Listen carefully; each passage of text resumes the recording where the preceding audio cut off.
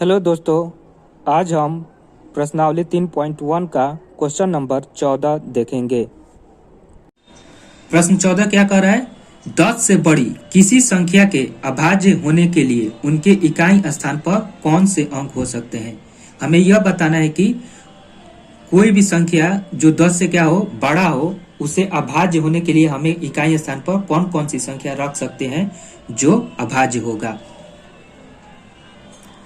तो 10 से बड़ी अभाज्य संख्या कौन कौन सी है? 11 है, 13 है, 17 है, 19 है, ऐसे ही और भी संख्याएं हैं। तो इसलिए हम क्या लिखेंगे कि 10 से बड़ी अभाज्य संख्या होने के लिए इनके इकाई स्थान पर क्या होना चाहिए? इकाई स्थान पर 1 होना चाहिए, या 3 होना चाहिए, या 7 होना चाहिए, या 9 होना चाहिए। अगर ये 4 संख्याएं रहेगी तो ये संख्या का चांस है क्या है कि ये अभाज्य संख्या होंगे। प्रश्न 15 क्या कर रहा है? क्या कोई ऐसी भी संख्या है जिनका कोई गुणनखंड न हो?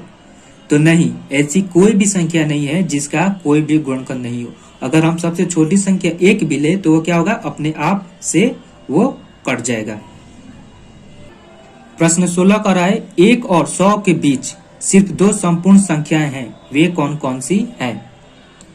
तो संपूर्ण संख्या किसे कहते हैं? वह संख्या जिसके सभी गुणनखंडों का योगफल उस दी गई संख्या का दोगुना हो। क्या हो? दोगुना हो दी गई संख्या का। जैसे 6 है, 6 को अगर गुणनखंड इसका निकाले तो इसका गुणनखंड निकाले और इस गुणनखंडों को हम लोग क्या किए, जोड़े, तो ये क्या आ जाएगा? उस दी गई संख्या से डबल आ जाएगा। तो 6 और 28 यही 2 ऐसी संख्याएं हैं जो क्या है? संपूर्ण संख्या है। प्रश्न 17 क्या कर रहा है कि निम्न में प्रत्येक संख्या को 2 विषम अभाज्य संख्या के योग के रूप में लिखना है। हमें क्या करना है? 2 विषम क्या होना चाहिए? विषम होना चाहिए। और क्या होना चाहिए? अभाज्य संख्या होना चाहिए। उन 2 विषम अभाज्य संख्या को जोड़कर हमें क्या करना है? 32 लाना है, 40 लाना है, 56 लाना है, 80 लाना है और 100 लाना है। तो चलिए देखते हैं। पहले हम क्या करेंगे? 1 से 100 के बीच की सभी अभाज्य संख्याओं को लिखेंगे कि 1 से 100 के बीच की कौन कौन सी अभाज्य संख्या है।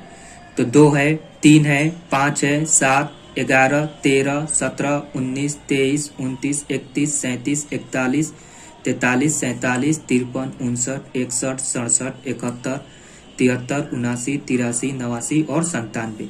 1 और 100 के बीच इतनी संख्याएं जो है वो क्या है? अभाज्य संख्या है। अब इन अभाज्य संख्याओं को मिलाकर हमें 2 अभाज्य संख्याओं को मिलाकर, कोई भी 2 अभाज्य संख्याओं को मिलाकर क्या करना है? 32 लाना है। तो हम कौन कौन से ले सकते हैं? एक 3 ले सकते हैं और 29 ले सकते हैं। 3 और 29 ये दोनों क्या है? अभाज्य संख्या है और क्या है? विषम भी है। तो ये क्या हो जाएंगे? 3 और 29 हो जाएगा।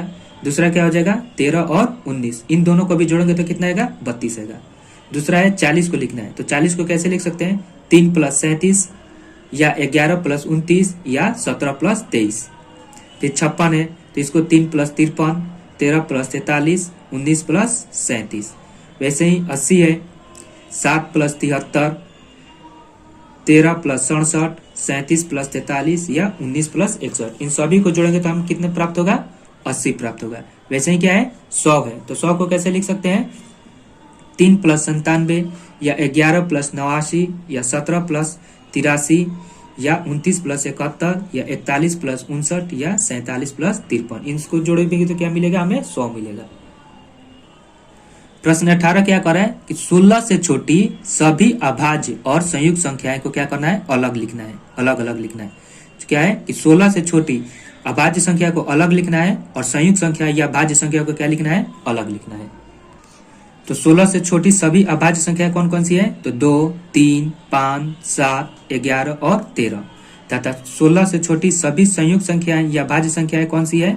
4, 6, 8, 10, 12, 14 और 15।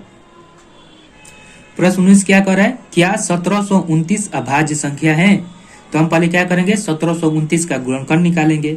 अगर इसका गुणनखंड 2 से अधिक आ गया तो यह अभाज्य संख्या नहीं होगा, और इसका अगर गुणनखंड सिर्फ 2 आया तो यह क्या हो जाएगा?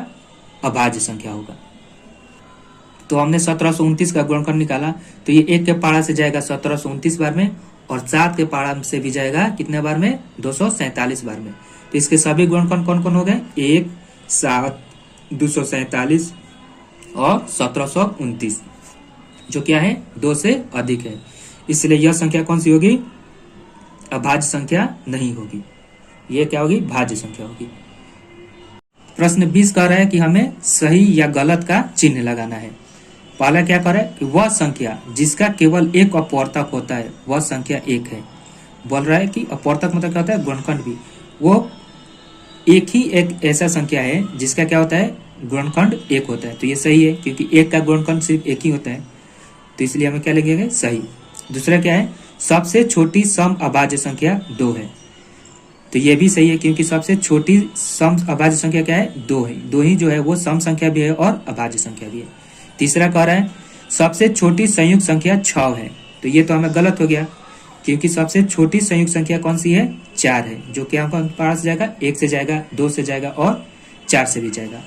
प्रश्न 4 क्या कर रहा है कि दो अभाज्य संख्याओं का योग सम होता है, कि अगर हम कोई भी दो अभाज्य संख्या को जोड़ दें तो वो क्या होता है? सम होता है। तो ये संख्या भी, ये क्वेश्चन भी क्या है? गलत होगा क्योंकि अगर क्या होगा? अगर दो हम अभाज्य संख्या ले ले 2 और 3 और इसको हम जोड़े तो हमें क्या प्राप्त हो रहा है? 5 प्राप्त हो रहा है, जो ये क्या है? ये एक विषम संख्या है, इसलिए ये क्या, ये कथन क्या हो जाएगा? हमारा गलत हो जाएगा। प्रश्न 5 क्या कर रहा है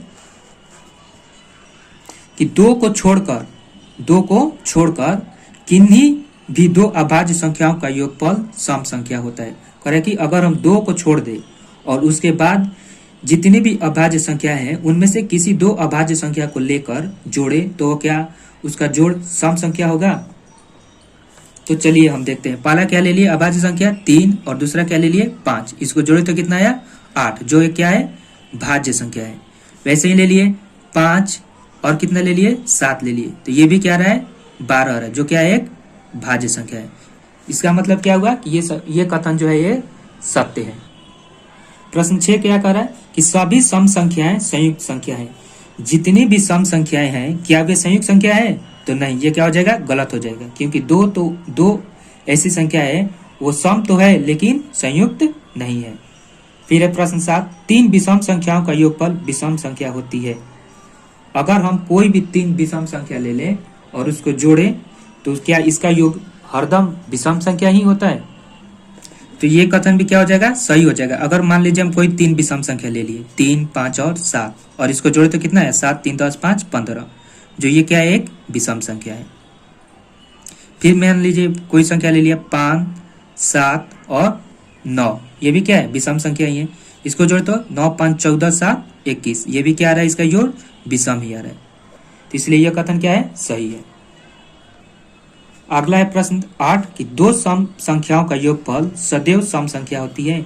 अगर हम कोई दो सम संख्याएं ले लें और उसको क्या करें? जोड़ दें तो क्या यह सम संख्या ही आएगा या दूसरा कोई आएगा? तो फिर हम कोई दो सम संख्या लेते हैं, जैसे 6 और 8 ले लिए और इसको जोड़े तो क्या आया? 14 आया। वैसे ही हम 8 और 10 ले लिए, इसे भी जोड़े तो कितना आया? 18, जो क्या है? एक सम संख्या है। अगर मान लीजिए 22 + 20 भी ले लें तो ये कितना आएगा? 32 आएगा, जो भी ये क्या है? एक सम संख्या है, इसलिए यह कथन भी क्या है? सही है।